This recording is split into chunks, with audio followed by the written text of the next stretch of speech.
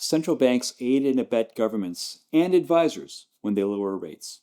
We all saw how this played out favorably when the global COVID playbook was enacted. That's when central banks around the world lowered rates to effectively zero, while governments sent out billions of dollars to citizens to avert both an economic crisis and a public health crisis. The plan worked, perhaps too well.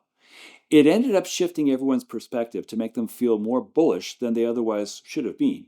I call this phenomenon bullshift, and I wrote a book about it using the portmanteau as the title. That altered perspective is why the US administration, as well as advisors throughout North America, cheer when there's a rate cut.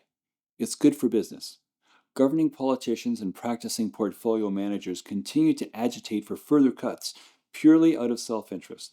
This advocacy persists even though the $38 trillion accumulated debt in the US is a serious threat to economic growth and sustainability. For people who consider themselves stewards of wealth and welfare, it strikes me as disconcerting that both governing politicians and financial advisors could be so cavalier about debt levels and the long-term implications for future generations. Alas, it seems there are no fiscal conservatives left anywhere. Everyone wants something for nothing. So indeed, where are the cheerleaders when there's a central bank hike, or even a pause? A hike is supposed to mean the economy is finding its footing and no longer in need of stimulation.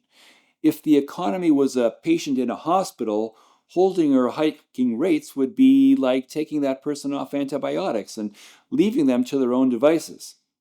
It would be seen as a sign of things getting better. Canada's annual inflation rate increased to 2.4% in September, while analysts had forecast that it would rise to 2.3%. Remember that it was only 1.9% in August.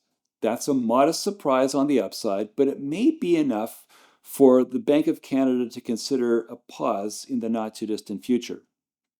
BMO economist Douglas Porter said this: "With the data pause that we still have because of the US government shutdown, we do have to focus a lot on the Canadian economic data, and unfortunately, the news about inflation was not great."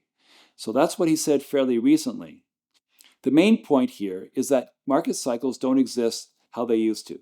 Certainly, they don't resemble the distant past when the North American overexpansion of manufacturing capacity created product gluts, lower credit demand and prices, and eventually layoffs and economic contraction. Instead, the expansions seem to last longer because monetary policy has become more sophisticated in managing the cycles. Maybe most importantly, a combination of the willingness of central banks to step in with stimulative rate cuts, along with federal government's similar responsiveness in expanding fiscal spending, may prevent down cycles from fully taking shape.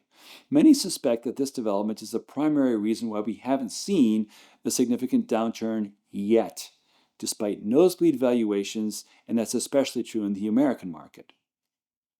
The fact is, investors are not conditioned to endure long-term market declines any longer. They expect declines to be sharp but brief.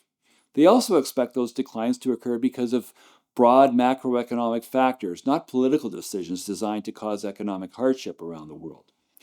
With globalism just about dead and mercantilism on the rise, we may need to widen our lens to assess the current circumstances.